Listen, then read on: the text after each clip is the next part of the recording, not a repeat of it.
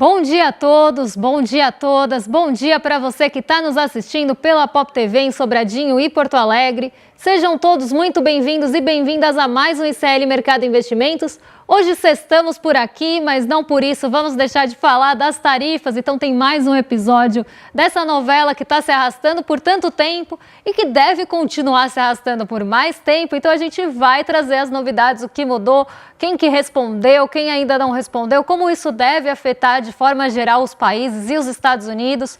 Mas a gente vai também falar da derrubada das bolsas ontem. Apesar do Ibovespa ter ficado ali bem perto do 0 a 0, a gente viu as bolsas caírem muito ontem de forma geral, de forma global. A gente vai falar por que é que isso aconteceu, quantas principais ações já perderam de valor de mercado.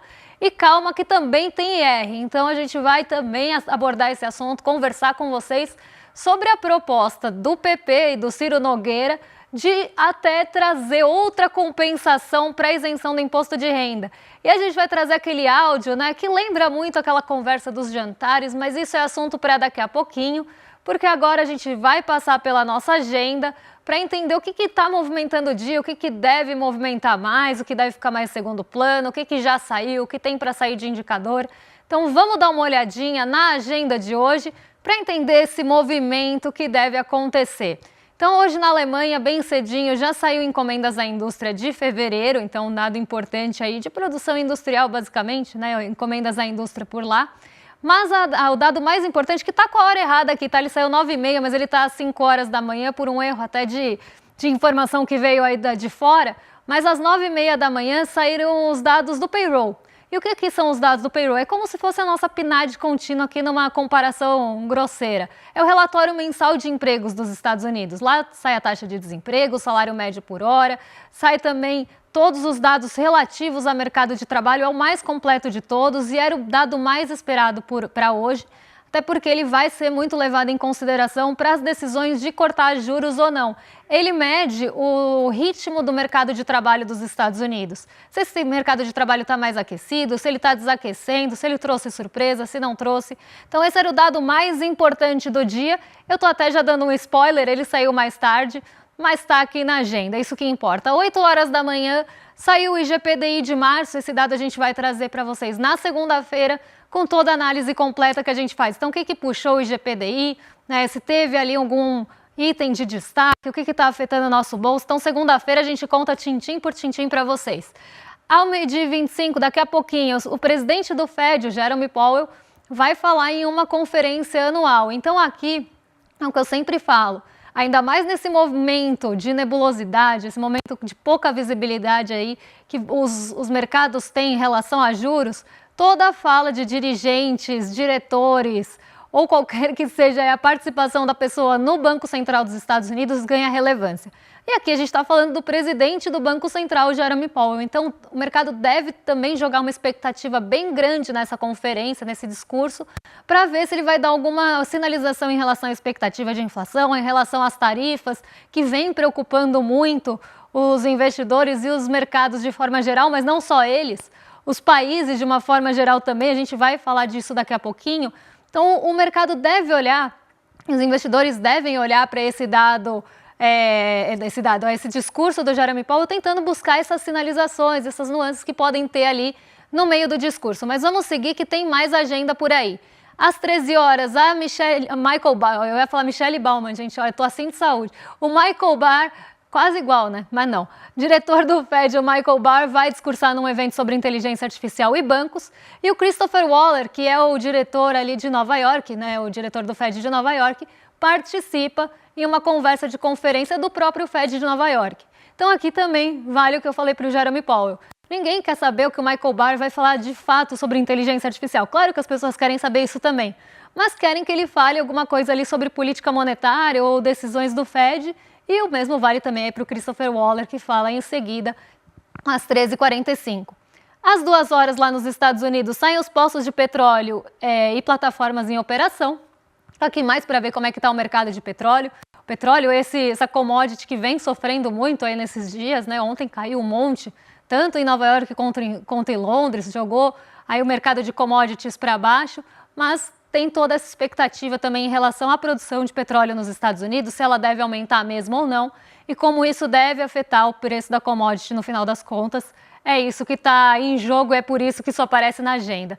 Eu acho que a gente tem mais uma, se não me engano, mais uma página, mas se não tiver também, acho que a gente fecha por aí. Tem mais uma página porque hoje é feriado na China continental e em Hong Kong e em Taiwan. Então hoje sem mercados asiáticos funcionando por lá. E sai a balança comercial de março às 15 horas no Brasil, dado que deve ficar um pouco mais de lado hoje, pensando em toda a movimentação global que a gente tem e outras preocupações que estão ganhando relevância. Então a balança comercial deve ficar mais em segundo plano.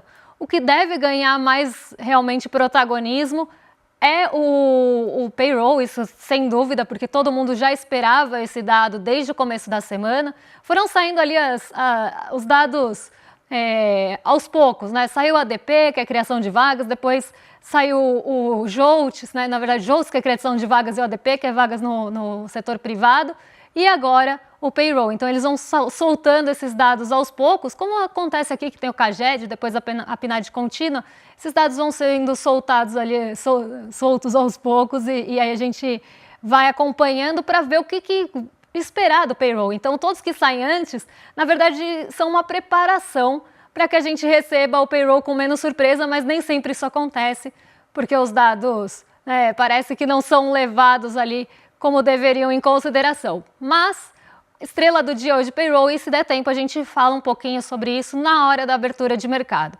Mas vamos falar agora das tarifas, porque eu fiquei devendo isso para vocês todos esses dias, né? Eu tive um tempinho muito curto para falar sobre as tarifas e como os governos devem reagir em relação a isso ou não, né? Como que isso está mexendo com a configuração do comércio global de forma geral, como isso deve impactar os Estados Unidos, como isso pode chegar aqui no Brasil, né? Lembrando que a gente ficou com a taxa mínima de tarifas, né? Então com os 10%, mas aqui vale sempre lembrar, tá, gente? Então eu acho que é um ponto importante que até surgiu um pouco de dúvida ontem de algumas pessoas que vieram falar comigo. Como funcionam as tarifas? A gente tem a tarifa mínima, que é a tarifa ali para a maioria dos países, ou para boa parte dos países, que é 10%. Só que não necessariamente vão ser os 10%, ou vai ser ali essa tarifa que vai ser cobrada. Por quê? Porque tem alguns produtos que já têm uma sobretaxa. Então, além desses 10%, se for um produto oriundo daquele país, então vamos pensar um carro que já tem uma sobretaxa, né? Um veículo. Um veículo é montado em outro país. Esse veículo vai entrar com a sobretaxa também dos veículos.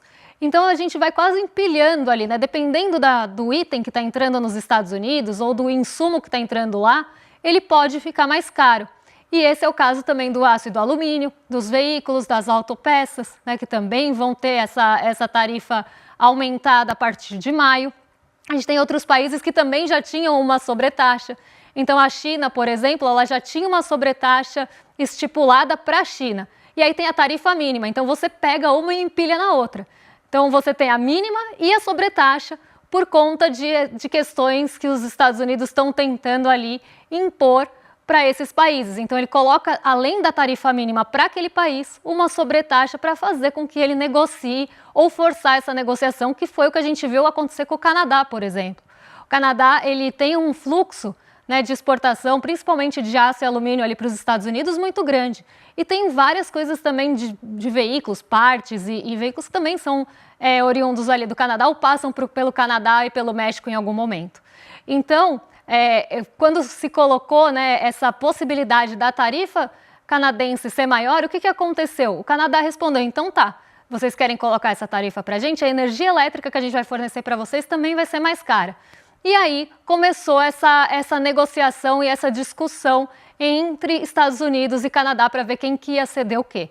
Então essas tarifas, elas são impostas não só por uma questão ali de trazer as plantas produtivas ou as plantas industriais para os Estados Unidos, como está sendo falado pelo Donald Trump, que a ideia dele é essa, né? Então, vamos trazer as plantas produtivas para cá, para gerar empregos aqui, para que a produção aconteça aqui e tornar os Estados Unidos, né, uma potência industrial, voltar a ser uma potência industrial. A primeira coisa que tem que se pensar é, será que essas empresas querem produzir nos Estados Unidos, sendo que elas podem conseguir uma mão de obra muito mais barata em outros países?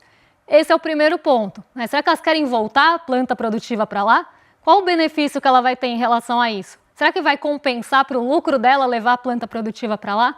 A gente sabe que pouquíssima coisa é feita nos Estados Unidos. Então não é que pode ser pensada lá, pode ter sido desenvolvida lá, mas ela é produzida de fato na indústria de outros países porque a mão de obra é mais barata e tem outros custos também que podem ser mais baratos e atrativos para aquela empresa colocar a planta produtiva lá. A gente vê isso acontecendo com montadoras, né? Tem até aquele meme, né, que foram na loja do Trump ver o que era fabricado nos Estados Unidos e nada era, né? Nada era fabricado lá. Por quê? Porque justamente é muito mais barato produzir utilizando mão de obra de outros países e não vai ser atrativo colocar a planta lá. Esse é o primeiro ponto. Será que essas empresas vão querer levar a planta produtiva para lá? Que benefício que ela vai ter com isso? Primeiro ponto. Segundo ponto, quanto tempo vai levar para essa planta produtiva, se for para lá, ter alguma produção e começar de fato a suprir a demanda com a planta nos Estados Unidos? Esse é o segundo ponto. Então, para além dessas questões, né, que o Donald Trump sempre coloca como centrais aí, vamos trazer a planta para cá, gerar empregos aqui e tudo mais, tem uma coisa política, uma coisa geopolítica de poder. Ele está mostrando ali, olha, eu vou colocar essas tarifas e vou colocar essas barreiras tarifárias comerciais aqui para mostrar poder. E aí, se vocês quiserem negociar comigo, vai ter que sentar sob meus termos. Ele está colocando essa discussão em pauta também ali de uma forma, né, quase subjetiva ali, mas para mim está bem evidente. E outro ponto é um discurso voltado para quem vota nele, que quer essa coisa de make America great again, então vamos voltar a ser uma potência industrial, essa coisa de uma retomada até estava conversando aqui ontem de uma autoestima dos Estados Unidos enquanto essa potência industrial, essa coisa do carro barulhento, do petróleo. Então tem essa retomada também que dialoga justamente com quem vota em Donald Trump. Então a gente tem que analisar tudo isso, né, em conjunto para entender, porque senão fica uma coisa ali que parece sem pé nem cabeça, né? Tipo, colocar aquelas tarifas enormes para países que não têm quase habitantes, que praticamente não exportam nada para os Estados Unidos, nem tem comércio com os Estados Unidos. Então, assim, isso deu muito o que falar, inclusive ontem, e aí depois eu até posso trazer para vocês algumas curiosidades em relação a isso que eu estava vendo ontem. Mas, vamos lá, né? Deixa eu dar uma respirada aqui, eu só vou beber uma aguinha, porque senão, gente, hoje é sexta-feira e eu não chego até o fim do programa. Vamos lá. Vamos seguir aqui e ver como é que ficou, porque ontem a gente passou muito rápido nesse assunto e eu acho que é um assunto que demanda mais tempo, a gente precisa falar sobre isso com mais calma. Aqui é como funciona o déficit, ou quanto se espera o déficit ali dos Estados Unidos em relação ao que ele exporta e ao que ele importa de alimentos. E por que eu estou pegando os alimentos aqui como esse exemplo para trazer para vocês? Esse gráfico é da Bloomberg, tá? Então, vamos lá, os Estados Unidos, aqui a exportação agrícola dos Estados Unidos menos as importações. Então, a gente vê aqui, né, que elas estavam positivas, as exportações menos as importações. Então, os Estados Unidos estavam exportando mais bens alimentícios do que importando até ali 2021. Pouco até 2020 ficou ali negativo, ficou positivo, né? Aí 2022 já fica... É porque aqui o gráfico não está certinho, então é 2020 aqui. 2021 já diminui esse superávit, vamos pensar assim. E aí 2022 já cai, então ele já está importando mais do que exportando. E 2024 já tem um déficit bem grande aqui, então ele já está exportando bem menos do que importa. E a estimativa para esse ano é de ser um déficit maior ainda. Então os Estados Unidos eles estão importando mais alimentos do que exportando alimentos. E esse déficit comercial agrícola pode atingir um recorde de 49 bilhões em 2025, segundo essa estimativa da Bloomberg. E por que isso é importante? Até para a gente entender o nosso papel aqui enquanto Brasil. Por quê? Se a gente tem um país que exporta menos insumos agrícolas, na verdade produtos agrícolas, porque insumos eles importam também, mas eles exportam menos produtos agrícolas do que eles importam, né, você tem um déficit, então eles vão depender mais dos outros países para que esses alimentos entrem nos Estados Unidos. A gente já está sofrendo uma alta de preço de alimentos de forma global por uma série de questões climáticas, por uma série de questões realmente de mudanças climáticas que estão afetando as produções de todos os países. o que está acontecendo do café não acontece só aqui. Acontece no Vietnã, a gente tem o cacau também, os Estados Unidos importam muito cacau, e o cacau ele também já está com problema de preço global. A gente vê isso acontecendo com o açúcar. Várias commodities agrícolas elas estão com o preço aumentado justamente por uma questão de oferta global diminuída, por questões climáticas, por questões de logística. Então isso já está acontecendo, esse preço já está maior. Então isso já está pressionando a inflação de forma geral e a expectativa é que isso piore com o passar dos anos. Não só porque a gente vai ter agravamento das questões climáticas, mas também que piore em relação ali ao avanço dessa inflação de alimentos. A gente não vê um arrefecimento tão cedo. E aí você já tem um país que importa mais do que exporta, então ele tem uma dependência maior de outros países para trazer os alimentos para dentro, que já estão caros. Então esse é o primeiro ponto. Aí vamos pensar no Vietnã. Passa aqui a próxima página, só para a gente pegar a tabelinha aqui com as tarifas impostas pelo tarifaço do Donald Trump em alguns países selecionados. Olha o Vietnã aqui, 46%. O Vietnã, gente, é um dos maiores produtores de café robusta. O café robusta é aquele café mais amargo. E ele já está com problemas de produção de café robusta. Inclusive o café robusta, só para vocês ficarem na mesma página que eu, ele normalmente custa mais barato que o café arábica. Porque ele tem uma outra forma de qualidade ali, ele é um pouco mais amargo, então ele é um pouquinho mais barato que o arábica. Pela primeira vez, aí, acho que em 7 anos, ele ficou mais caro que o café arábica por conta de problemas de produção do café robusta no Vietnã. Então já tem um problema de oferta aumentando o preço do café robusta a ponto que ele passou o arábica mesmo sendo mais amargo. Então você já tem esse aumento de preço. Aí vamos pensar que o Vietnã vai exportar café robusta, que inclusive é considerado aí mais barato e tudo mais amargo, vai exportar café robusta para os Estados Unidos. Então vai sair lá do Vietnã e vai entrar nos Estados Unidos. Já vai entrar com um preço maior por questões climáticas e de oferta, de logística também, então já vai chegar mais caro lá. E aí você bota uma tarifa de 46% no café robusta para ele entrar ali. Quanto vai chegar custando esse café?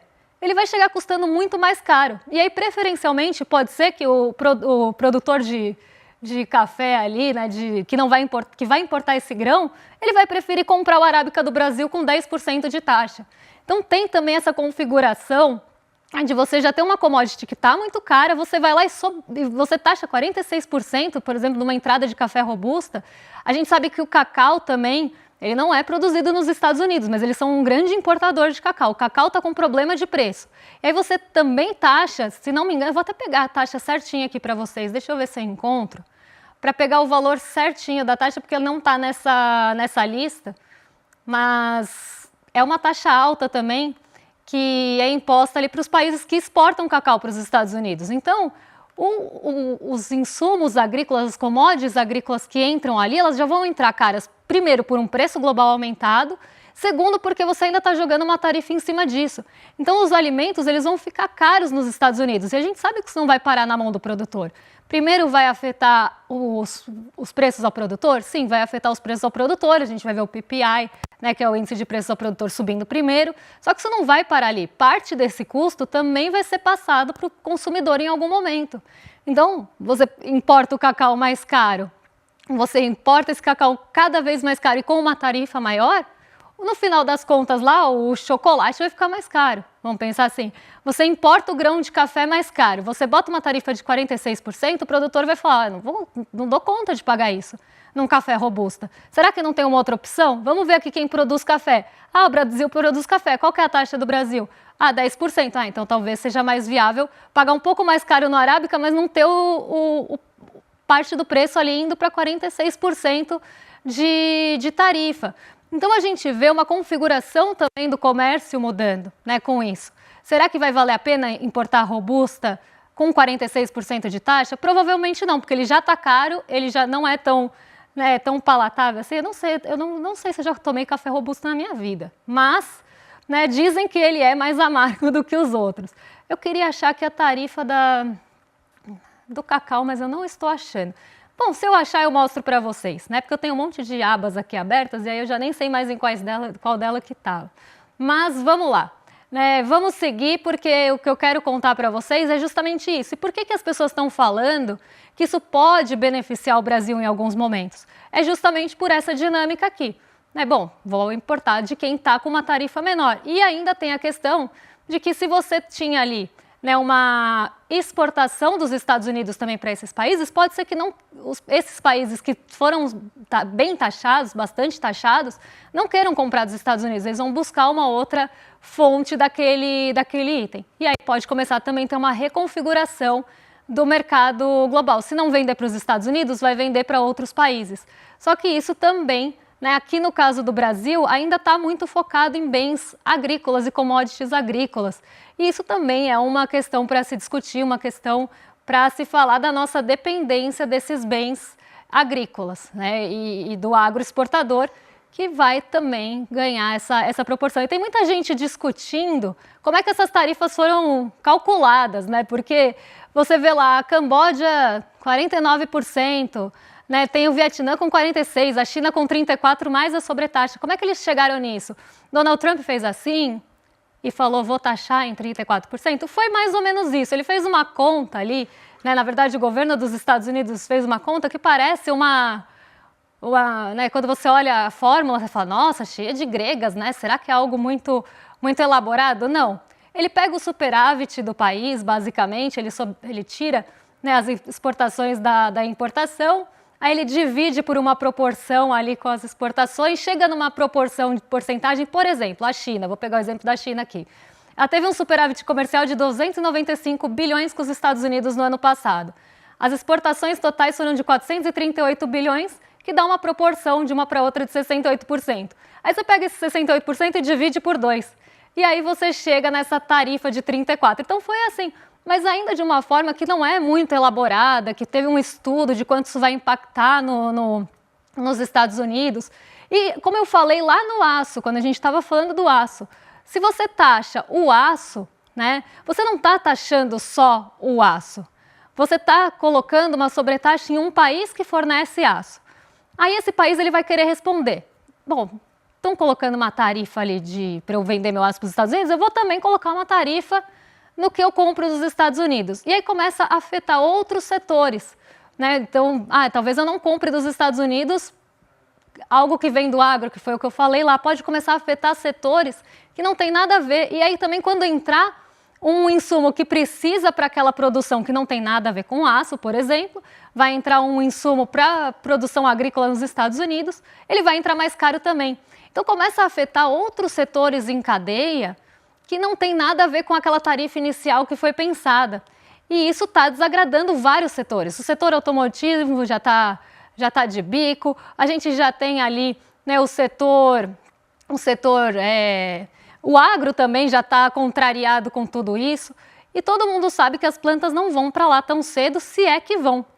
Então isso deve gerar um efeito ali também para o consumidor, que também não está contente com tudo isso não. E aí a gente começa a ter um problema causado aí por essas tarifas e uma iminência de uma possível guerra comercial. Eu queria achar um gráfico aqui que é ótimo também, mas agora eu não estou encontrando ele, que pena, porque ele era muito interessante, sobre tarifas também de exportação da Europa, mas se eu encontrar eu mostro na segunda para vocês. E aí a gente tem essa expectativa de que vai ficar mais caro, as coisas vão ficar mais caras por essa tarifa imposta. Isso vai desencadear em uma série de outras questões que pode chegar até uma estagflação, que é um crescimento baixo com inflação, que é um cenário muito ruim para qualquer país. Então isso começa também a trazer um cenário ruim e pessimista para os Estados Unidos, que faz o dinheiro sair de lá e buscar outras alternativas, inclusive no mercado financeiro, que foi o que aconteceu ontem. As bolsas derreteram e a gente viu a nossa bolsa ficar praticamente positiva o dia inteiro e ela virou lá no fim do dia por conta das commodities para o negativo, mas ainda ficou perto do 0 a 0. Então a nossa bolsa nem foi tão afetada assim, porque a tarifa foi menor do que se esperava, porque tem também esse movimento de entrada de fluxo de capitais que sai de lá e entra aqui para buscar ganho de curto prazo. Tudo isso é um desdobramento, né, de uma coisa que foi feita para dialogar e mostrar poder e dialogar com uma base eleitoral ali que tem toda essa questão ainda ligada a essas ideias de Donald Trump. Eu não vou mostrar as bolsas para vocês, porque eu quero falar rapidinho da questão do IR. Então a gente teve, né, um áudio de um evento no mercado financeiro que acabou sendo ouvido. Aí eu vou pôr um trechinho para vocês escutarem, que é justamente sobre a compensação do PL do Imposto de Renda. Vamos ouvir e depois eu explico para vocês por que eu estou falando disso. O que consta, quais são os pilares dessa proposta? Aqui está todo mundo taxado nos acima dos 50 mil, então não tem uma redação... como um parlamentar votar contra a isenção para quem ganha 5 mil reais. Não tem como. Nós temos que ver a questão da compensação. Essa é a modificação, a proposta que nós vamos fazer.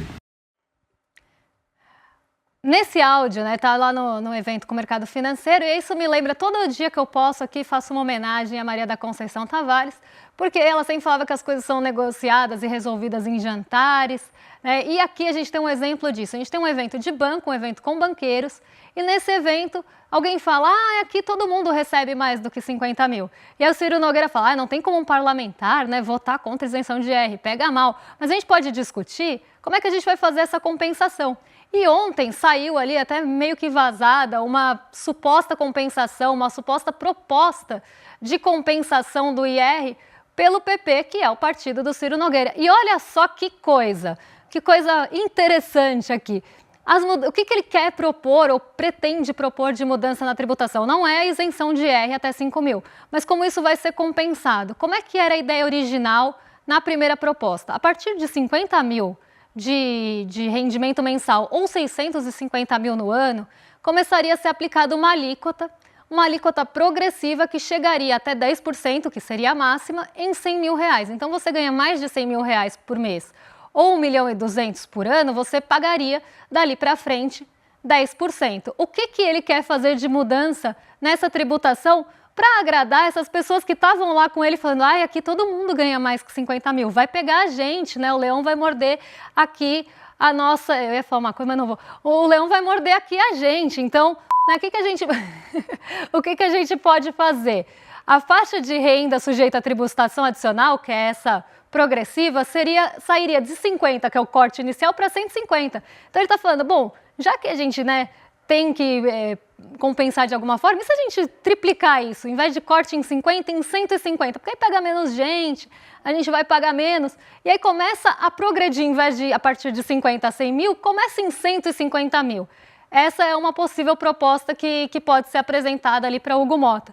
E nessa taxação progressiva, a alíquota começa em 4% no 150 e chega a 15% para rendimentos anuais acima de 1 bilhão. Olha como estendeu essa faixa. Antes ela ia ser progressiva até de 50 a 100 mil. E agora ela vai ser progressiva de 150 a 1 bilhão por ano. Então a gente vê que alargou demais a faixa para não pegar tanta gente também, ficar mais suavizado. Então ele está querendo proteger, como a lei tributária sempre protegeu, quem está no topo da pirâmide. Então, para mim, isso aqui é um desdobramento daquela reunião, naqueles jantares e naquela reunião de banco, que fala, a gente tem que pensar numa alternativa, porque senão vai pegar todo mundo aqui. Ninguém quer pagar essa conta. Eu até brinco que parece que é aquela pessoa que vai no restaurante, toma vinho, leva sobremesa, come tudo e deixa a conta para o cara que bebeu água pagar. Entendeu? E aí a gente vê, depois de uma conversa daquelas ter sido feita e acontecido, uma proposta dessa aqui, alargando essa faixa de renda para tentar blindar essas pessoas e continuar protegendo elas. Porque aí você alarga a faixa, as tributações elas vão ficar mais espaçadas, não vai pegar tão forte tanta gente. Gente, 10% ainda é uma taxação pequena, se a gente comparar com outros países. A gente nem está fazendo grandes coisas aqui. Mas ainda tem umas outras propostas de fundo de compensação, tem também o CSLL, né, que é a contribuição sobre lucro líquido dos bancos, pegaria ali 17 instituições financeiras que faturam ali, né, tem lucro acima de 1 bilhão. Então, quem fica de fora também das questões envolvendo PJ são os simples, e-mails, dedução de IR. Então, aqui não muda nada, mas teria um corte ali para algumas isenções tributárias e alguns benefícios tributários que seriam cortados, mas não pegando essas pessoas, pegando outros tipos de empresa. Mas a gente vê, eu acho que a grande questão não é nem isso. Tá? Isso aqui também são formas de compensação. O que a gente tem que discutir, tem que falar aqui, é alargar aquela faixa de isenção, né, de tributação, para, primeiro, tirar o corte de 50 e colocar o corte em 150, que você está triplicando a faixa de corte, e você está alargando até 1 bilhão ano. Gente, é para realmente responder, é uma resposta a um jantar, e por isso que eu falei da Maria da Conceição Tavares aqui. Tudo ali, né, nessas reuniões, nesses petit comitês e tudo mais. Então a gente precisa falar sobre isso, se der tempo na segunda eu volto aí com mais calma para a gente falar, porque agora eu vou pedir para vocês entrarem aqui no iclmercado.com.br, garantirem o ingresso na aula do Investidor Mestre no dia 15 de abril, ou pegar aqui no QR Code, que está mais fácil, é só escanear, vocês já estão com o celular na mão, é rapidinho para escanear, e aí vocês usam aqui o nosso link e fortalecem uma professora do Investidor Mestre. Vamos lá! E agora vocês ficam com o Rolê CL, porque é muito bom dar rolê de sexta, então vocês estão em mais que excelente companhia a partir de agora, com o William Deluca e o Guga Noblar. Eu me despeço de vocês, um excelente fim de semana e até segunda-feira com mais aí assuntos que mexem com a nossa bolsa, com o nosso bolso e com a nossa vida. Um beijão e até lá, pessoal! Tem corretora famosa e grande aí sendo processada porque está vendendo coisa que está prejudicando demais os clientes. Tem gente perdendo dinheiro que juntou a vida inteira investindo em coisas assim perigosíssimas que foram oferecidas por essas corretoras. E as corretoras não estão nem deixando a gente falar sobre isso. Estão processando um monte de influenciadores aí que estão alertando as pessoas. Gente, só tem uma maneira de se proteger disso, entendendo como funciona esse mundo das finanças e dos investimentos. A notícia boa é que é muito mais simples do que vocês imaginam. E se ensinado da maneira correta, é até divertido. Eu preparei uma aula para o dia 15 de abril, uma terça-feira, às 8 horas da noite, que eu queria que todos vocês participassem. Uma aula rápida, muito gostosa de fazer e que vai transformar para sempre essa caminhada financeira de vocês. Dia 15 a gente está junto lá.